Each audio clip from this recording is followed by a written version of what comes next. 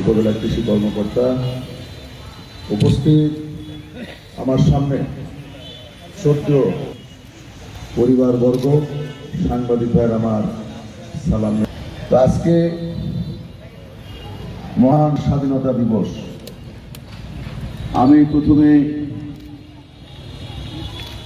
যারা এই স্বাধীনতা যুদ্ধে যারা ৩০ লক্ষ যারা শহীদ হয়েছে, পাশাপাশি আজকে এই গাবতলী মুক্তিযোদ্ধা অনেক ভাইয়েরা যারা মারা গিয়েছে তাদের আত্মার মাগফিরাত করি। আজকে এই মুক্তিযোদ্ধা ভাইয়েরা, আজকে আমরা মনে করি যে আপনারা যদি স্বাধীনতার সংগ্রামে অংশগ্রহণ না করতে, তাহলে আজকে আমরা এই বাংলাদেশের এই লাল সবুজের পতাকা যে আজকে পথ করে আজকে যে উঠছে সেটা আমরা পেতাম না। তাই আজকে আপনারা যে দেশের জন্য এবং এই জাতির জন্য আজকে আপনারা যে আপনাদের জীবন দিয়ে, অনেকেই জীবন দিয়েছে এবং আপনারা জীবন যুদ্ধ করে, জীবনের মায়া ত্যাগ করে আপনারা 9 মাস যুদ্ধ করেছেন। কিন্তু আমাদের যে দুঃখটা, আমার এখানে আমার ছোট্ট অনেক ভাইয়েরা আছে, মুরব্বীরা আছে, সবাই আমাকে চেনে। আমার ছোট্ট মানিক ভাই, জুল ভাই, আউল ভাইয়েরা, খাজা ভাই, তো যারা এখানে আছে সবাই আমাকে ব্যক্তিগতভাবে চেনে। তো এক ভাই বললো যে আমি বললাম চেয়ারম্যান থাকা অবস্থায় এখানে অনেক ভাইয়েরা অনুপস্থিত, অনেক ভাইয়েরা অনুপস্থিত। অনুপস্থিত কি জন্য? অনেকেই মারা গেছে, আল্লাহ তাদের জান্নাতবাসী করুন। কিন্তু অনেক ভাই, আমি একটু আগে আমি আমাদের সাবেক মাননীয় সংসদ সদস্য পিন্টু ভাইয়ের সঙ্গে কথা বললাম মোবাইলে, সে অসুস্থ। আমি মানিক ভাইয়ের কথা বললাম যে সে আসছে, এগুলো তার শরীর যেমন না আছে, ভালো আছে। এই যে আমার সঙ্গে কিন্তু সবারই সামাজিক সম্পর্ক বলেন, পারিবারিক সম্পর্ক আছে। তো আমরা,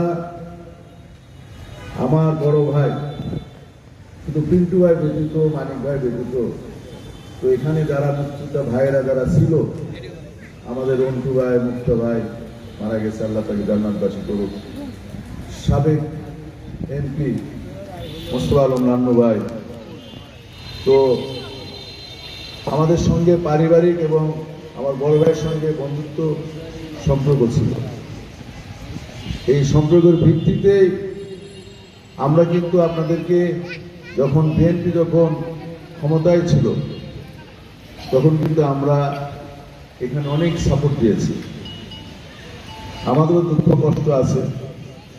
তো এই মুক্তিযোদ্ধা আমাদের শহীদ প্রেসিডেন্ট জিয়াউর রহমান এই গাবতলীর পূর্ণভূমিতে জন্মগ্রহণ করেছে।